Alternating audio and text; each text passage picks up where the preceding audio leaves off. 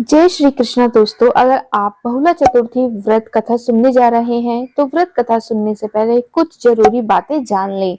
बहुला चतुर्थी व्रत भाद्रपद के कृष्ण पक्ष की चतुर्थी तिथि को मनाई जाती है।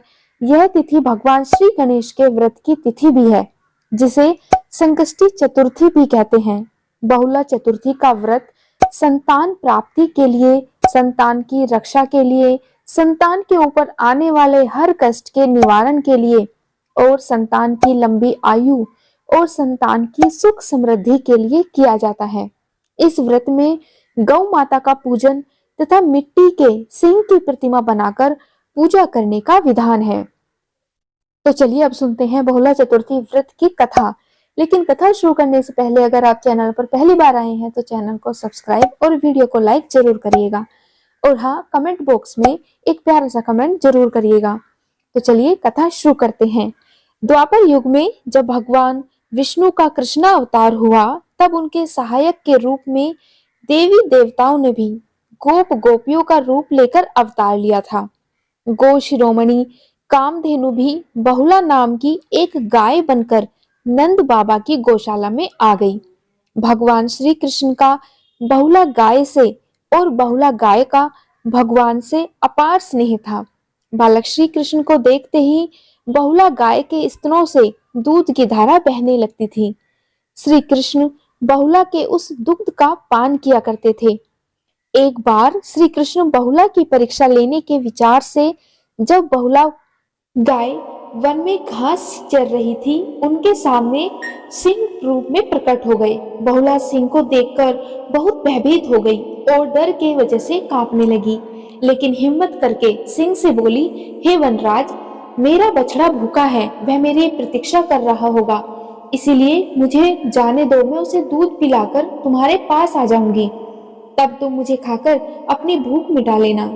सिंह ने कहा कि सामने आए आहार को मैं कैसे जाने दूं? तुम वापस नहीं आई तो मैं भूखा ही रह जाऊंगा। तब बहुला गाय ने सत्य और धर्म की शपथ लेकर कहा कि मैं अवश्य वापस आऊंगी। बहुला की शपथ पर विश्वास करके सिंह ने बहुला को जाने दिया। तब बहुला अपने बछड़े को दूध पिलाकर अपने वचन की रक्षा हेतु सिंह के पास वापस आ गई।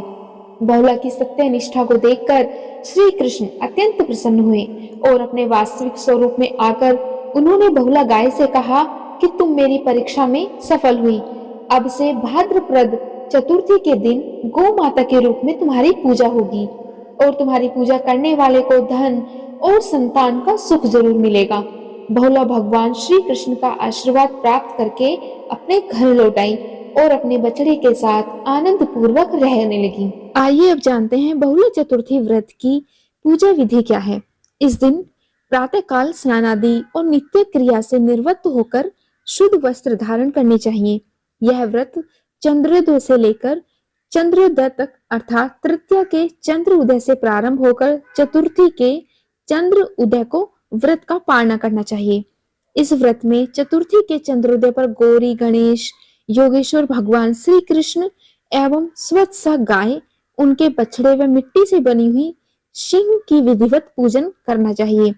इसके अलावा भी भगवान श्री गणेश का पूजन और चतुर्थी के चंद्रमा को अर्घ्य देना चाहिए। इस व्रत में गाय के दूध से बनी खाद्य पदार्थ का सेवन नहीं करना चाहिए और न ही इसका भोग लगाना चाहिए। अनेक प्रकार के पकवान बनाकर या सत्तू पपड़ी का भोग लगाएं और गौ माता को जरूर खिलाएं।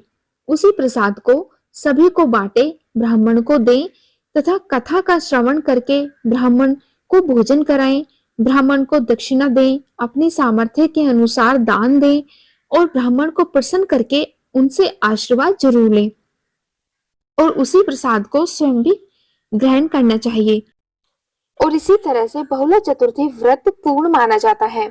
बहुला चतुर्थी व्रत की कथा से हमें यह शिक्षा मिलती है कि हमें सदा सत्य बोलना चाहिए और हमें सत्य प्रतिज्ञ होना चाहिए, सदा सत्य के मार्ग में चलना चाहिए तथा अनाथों की रक्षा करनी चाहिए। सत्य की स्वधर्म अनुसार रक्षा करनी चाहिए, क्योंकि सत्य से ही दुनिया कायम है। जय श्री कृष्णा।